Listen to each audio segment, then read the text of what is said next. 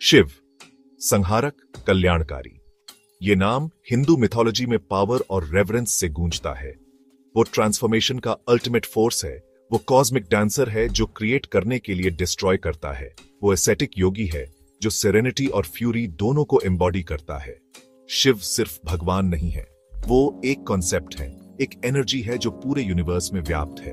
वो क्रिएशन और डिस्ट्रक्शन के साइकिल को रिप्रेजेंट करते हैं, हमें याद दिलाते हैं कि अंत बस एक नई शुरुआत का रूप है।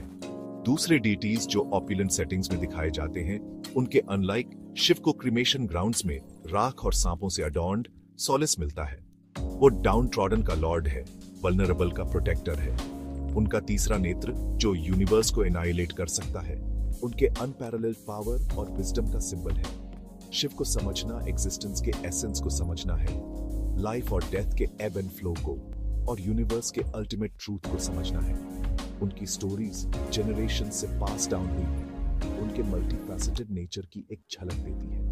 वो सिर्फ टेल्स नहीं है बल्कि प्रोफाउंड टीचिंग्स हैं जो हमें लिबरेशन और एनलाइटनमेंट की ओर गाइड करती हैं। चलिए शिव की दुनिया में डेल्व करते हैं, उनके एवटार्स और लेजेंड्स को एक्सप्लोर करते हैं जो मिलियंस को इंस्पायर करते रहते हैं।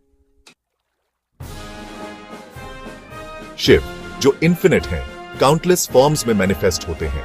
हर एक उनकी डिवाइन नेचर के एक डिफरेंट एस्पेक्ट को रिप्रेजेंट करता है। ये एवटार्स जिन्हें एएनएश कहते हैं, अलग एंटिटीज नहीं है बल्कि खुद शिव के एक्सटेंशंस हैं। स्पेसिफिक रोल्स लेते हैं ताकि कॉस्मिक बैलेंस मेंटेन रहे और ह्यूमैनिटी राइचसनेस की तरफ गाइड हो।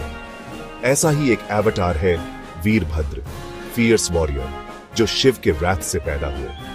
1000 आर्म्स और फायरी आइज के साथ वीरभद्र शिव के डिस्ट्रक्टिव पावर को एम्बॉडी करते हैं, जो ईविल को वैंक्विश करने और जस्टिस अपहोल्ड करने के लिए अनलीश्ड होता है।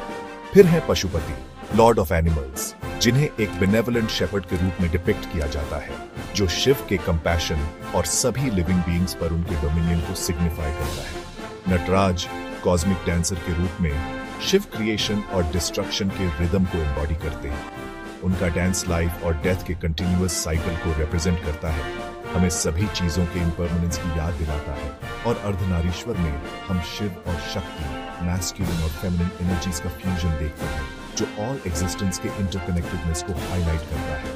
हर एवटार अपने यूनिक सिंबलिज्म के साथ शिव के मल्टीफैसेटेड पर्सोना और कॉस्मिक ऑर्डर में उनके रोल की डीपर अंडरस्टैंडिंग देता है।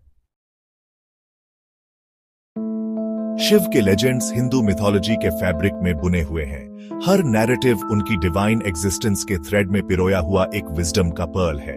उदाहरण के लिए शिव और पार्वती की टेल, उनकी लव स्टोरी एक सिंपल रोमांस नहीं है। ये पुरुष, कॉन्शियसनेस और प्रकृति, नेचर के यूनियन को रिप्रेजेंट करती है, जो फंडामेंटल फोर्सेस क्रिएशन के लिए रिस्पॉन्सिबल है। फिर है शिव और विष्णु का एपिक क्लैश, एक टेल जो दो गॉड्स के बीच की बैटल से कहीं आगे जाती है। ये क्रिएशन और डिस्ट्रक्शन, ऑर्डर और केओस के बीच इटर्नल डांस को सिंबलाइज करती है, जो यूनिवर्स के डेलिकेट बैलेंस के लिए जरूरी है। ये हमें याद दिलाती है कि अपोजिंग फोर्सेस हमेशा एडवर्सरीज नहीं होते, बल्कि एक ग्रेटर कॉस्मिक डांस के कॉम्प्लीमेंट्री एस्पेक्ट्स होते हैं। और जलेश्वर महादेव की स्टोरी, समुद्र में सबमर्जेड शिवलिंग, कौन भूल सकता है। लहरों के नीचे हिडन, ये ट्रूथ के हिडन नेचर और उसे सीक करने के लिए जरूरी परसिवियरेंस को सिग्निफाई करता है। ये स्टोरीज और काउंटलेस अदर्स सिर्फ मिथ्स नहीं है, बल्कि प्रोफाउंड फिलोसॉफिकल ट्रूथ्स के एलिगोरिकल रिप्रेजेंटेशंस हैं, जो हमें ड्यूटी, डिवोशन और रियलिटी के नेचर के बारे में सिखाती है। शिव की स्टोरीज सिर्फ एंटरटेनिंग नैरेटिव्स नहीं है, वो सेल्फ डिस्कवरी और स्पिरिचुअल ग्रोथ के पावरफुल टूल्स हैं। वो ह्यूमन कंडीशन में प्रोफाउंड इंसाइट्स ऑफर करती हैं, हमें लिबरेशन और एनलाइटनमेंट की तरफ गाइड करती है। शिव की लाइफ, दो सीमिंगली पैराडॉक्सिकल, हम सबके लिए वैल्यूएबल लेसन्स रखती है। वर्ल्डली पोजेशन से उनका डिटैचमेंट हमें याद दिलाता है कि ट्रू हैप्पीनेस मटेरियल वेल्थ में नहीं, बल्कि स्पिरिचुअल अवेकनिंग में है। अपनी कंसॉर्ट पार्वती के लिए उनकी फियर्स लॉयल्टी हमें अनवेवरिंग लव और डिवोशन का पावर सिखाती है, और दुनिया को बचाने के लिए पॉइजन कंज्यूम करने का उनका एक्ट सेल्फलेसनेस और सैक्रिफाइस की इंपॉर्टेंस को अंडरलाइन करता है।